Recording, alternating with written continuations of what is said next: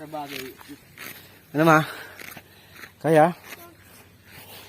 Poy, dali mo to Poy oh. Nakahingal. Mukha kami ng kamunting kahoy. Ayan, mga tungaw-tungaw. Mga tungaw-tungaw dito. Masarap yan guys, kaso hilaw pa.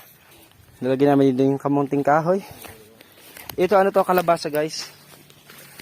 May mga tanim ditong kalabasa. Ayan. Medyo patag-patag dito yung lupa. I-raw video ko lang to guys, wala nang edit-edit. Diretso upload na to. Asan? May ahas daw. Asan? Hindi ka na umagi. Pero nakapong kanyo. May ahas? Dakula, tiya. Takula naman. Ala, May nakaan, kabaka-makagat. marami daw ahas dito guys. Tumakbo rito, malaki na daw. Kaso di ko nakita eh. Oo. Like this? Ha? Ganito? Oo. Bakit? Takot? Cobra pa naman daw. Dali na. Dito ako dumaan.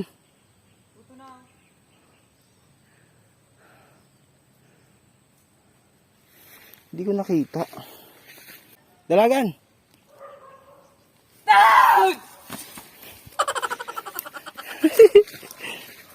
May nakuha daw silang sawa nakaraan dito.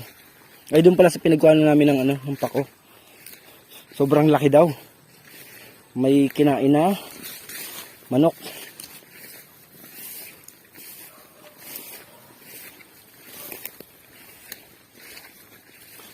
Ano yan, Nay? Alam po, Nay?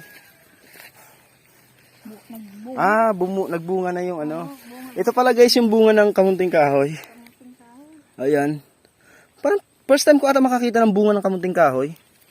Nagbubunga pala siya. Ayan. Putol.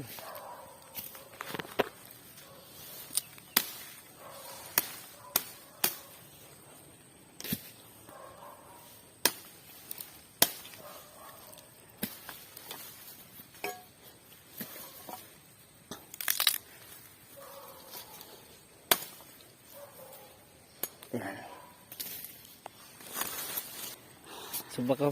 Nakasunod ng bakaw.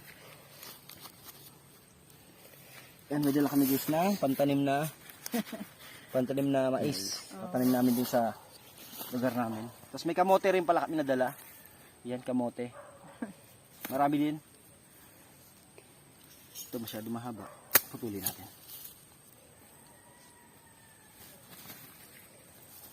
Ito guys.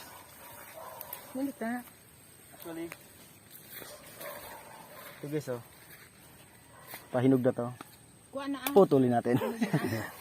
Dali natin. Ingat lang tayo kasi marami daw ahas dito.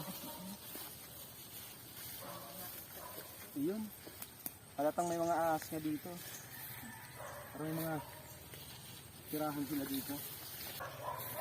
Guys, yung nakita daw kaninang ahas ni Nay. Ganito daw kalaki. Yung ganito na kalaki.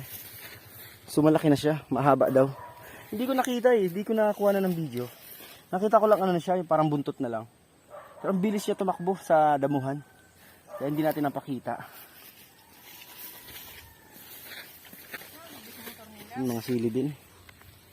Sili. Siguro hinarvest na to. Pero try natin manguha ng sili pre. So lang. Hindi. Ay di. Mga bulak na. Walang kami tiyang ilang piraso. Yan. Maganda sana ka dyan. Yan. Ba mga pantanong.